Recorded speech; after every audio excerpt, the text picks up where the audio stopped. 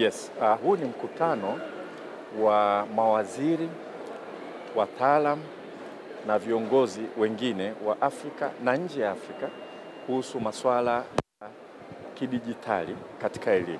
Mambo ya e-learning Africa. Jinsi ya kutumia taaluma ya kidijitali kwenye ufundishaji na jinsi ya kufundisha taaluma ya kidijitali katika shule na vyuo vyetu. Ni mkutano wa 18 wa namna hii. Imekuwa ikifanyika kila mwaka katika nchi mojawapo ya Kiafrika. Hii ni mara ya pili wamekuja Tanzania. Mkutano huu unaenda vizuri sana.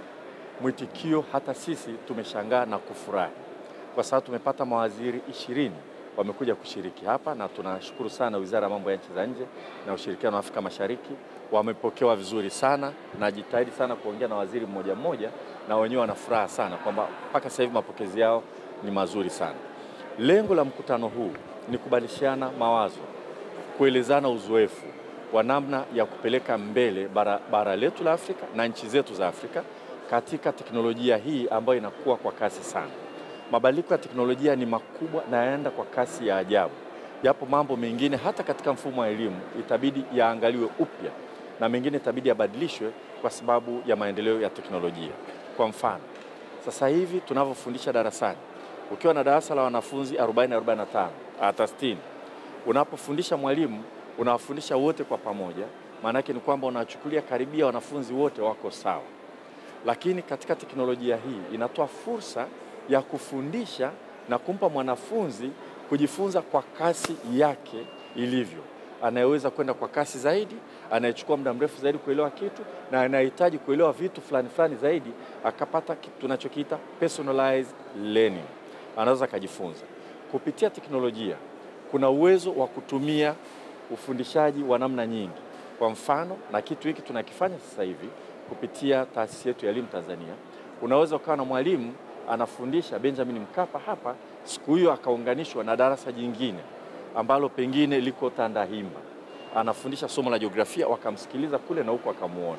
Tunaweza tukarekodi vipindi mbalimbali YouTube na namna nyingi za kufundisha. Lakini vile namna ya kufundisha kwa kutumia teknolojia hii lazima tuwe na mtizamo mpya.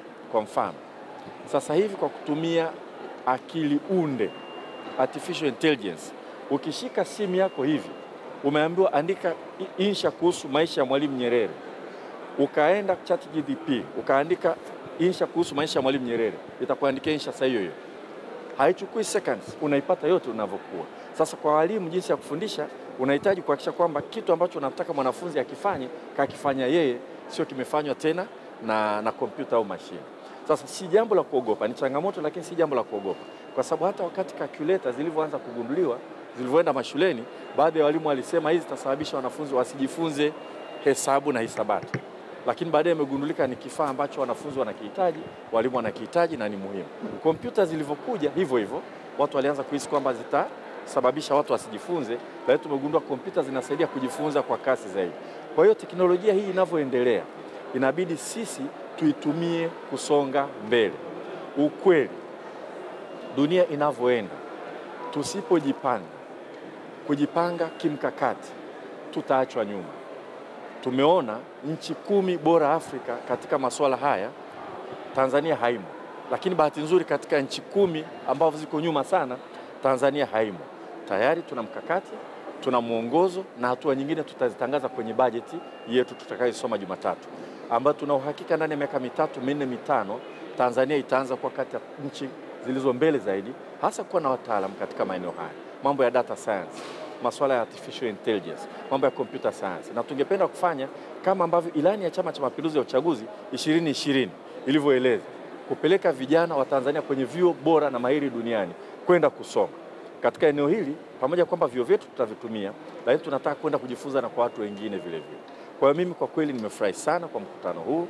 Tunamshukuru sana rais wetu, alitoa kibali uandae mkutano huu na kualika nchi mbalimbali zimeshiriki, na tutampeleka taarifa kwamba mkutano unafanyika kwa mafanikio makubwa sana.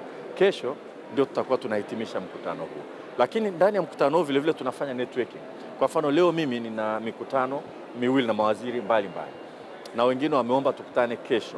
Kuna makampuni mbalimbali yanataka kukutana na sisi kujadiliana masuala mbalimbali ya maendeleo. Kwa hiyo ni fursa vile vile ya kushirikiana na kujenga mahusiano na watu mbalimbali.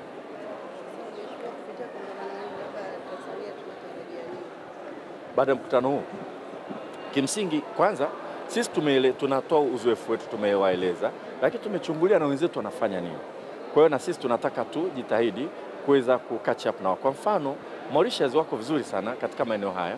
Kwa hiyo tumeongea na waziri wake, tunajifunza sisi tuongeze kufanya nini. Kati ya vitu ambavyo sasa hivi nafikiri kimekaa vizuri sana kwa Tanzania ni upatikanaji wa umeme wa uhakika, kwa sababu haya mambo yanahitaji data centers, yanahitaji umeme wa kutosha. Na vile vile jinsi ambavyo tumesambaza umeme nchi nzima na jitihada za kusambaza connectivity katika nchi nzima inatusaidia kusonga mbele. Lakini hapo tulipo vile vile hatuna haja ya kuzubaa.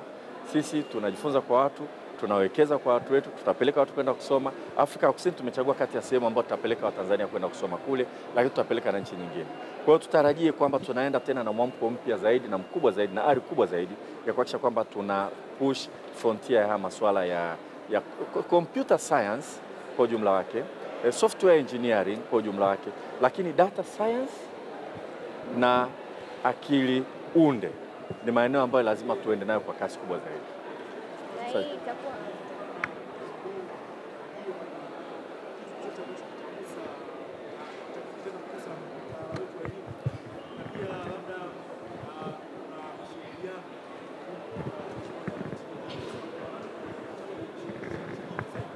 Yes, bahati nzuri na tumesikiliza mitaala mipya yote imezingatia masuala haya. Na ndicho hata wenzetu wanatupongeza. Na ukiona wakati wananitambulisha kuongea mara ya kwanza, walizungumza kuhusu mageuzi makubwa ya elimu Tanzania, na mle ndani tunasema we embedded coding katika mitaala yetu, mambo ya computer science tumeongeza, na vyuo vyetu vikuu vimepitia mitaala na vinaendelea kupitia mitaala kuhakikisha kwamba haya mambo yapo. Kwa hiyo tumewasikiliza wenzetu wanasema yes, Tanzania kwa kweli tuko katika mwelekeo sahihi. Ni kwa sababu haya mageuzi ya elimu tulipoyafanya tulishirikisha watu wengi na wataalamu wengi sana, lakini tulipeleka timu nchi nyingine kwenda kujifunza, kujua wenzetu wanafanya. Kwa hiyo kwa kweli tunachokifanya kwenye mageuzi ya mitaala ndio hicho. Kazi yetu ni kuongeza kasi na kuongeza fursa, kuongeza uwekezaji katika masuala haya. Sawa. Asanteni. Barikiwa sana. Yes.